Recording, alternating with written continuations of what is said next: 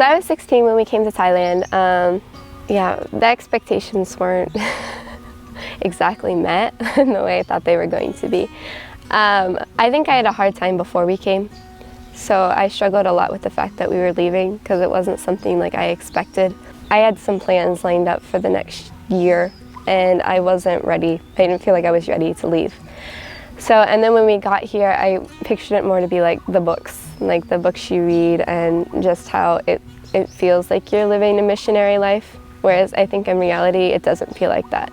It just feels like you're going throughout normal life in a foreign country, trying to do what God is asking you to do.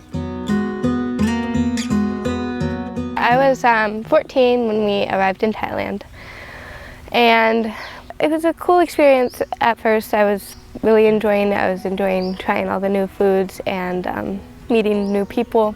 But about a month and a half after we came to Thailand, I really didn't want to be here. I wanted to go back.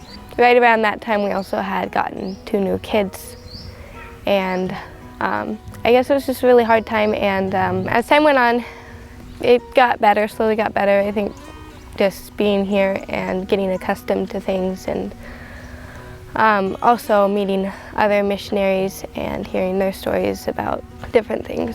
I think that's the point where I started to really love Thailand.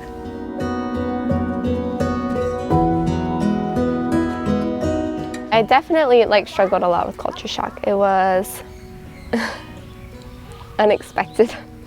I don't think I knew the definition of culture shock before I came, and I didn't expect it to happen to me. What helped me to get over the culture shock was when Wind and Sky came, and also when we moved to Sukhothai.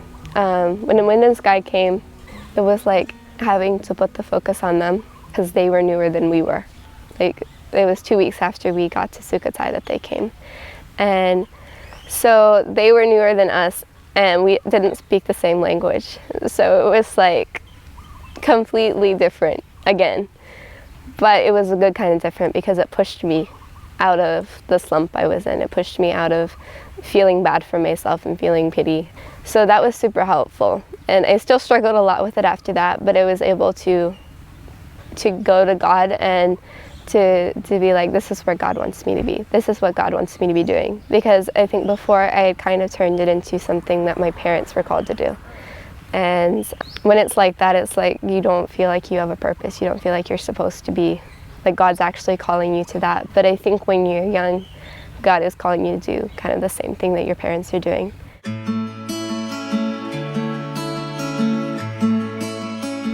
There are a lot of different reasons like why I don't want to go back to America. I want to go back to visit, but getting to watch, especially with the kids, seeing the changes in their attitudes and how they act, that's really rewarding to be able to see that. And it's definitely much more rewarding than I think what we had in America.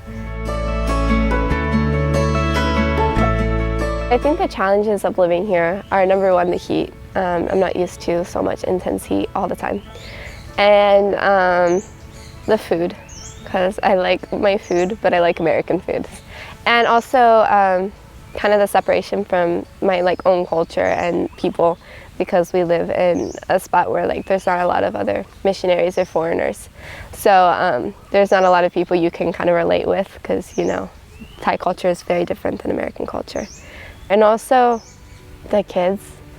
I struggle a lot with that. I think it's a daily, constant struggle. That's one of my hardest places, because I find a lot of weaknesses in myself.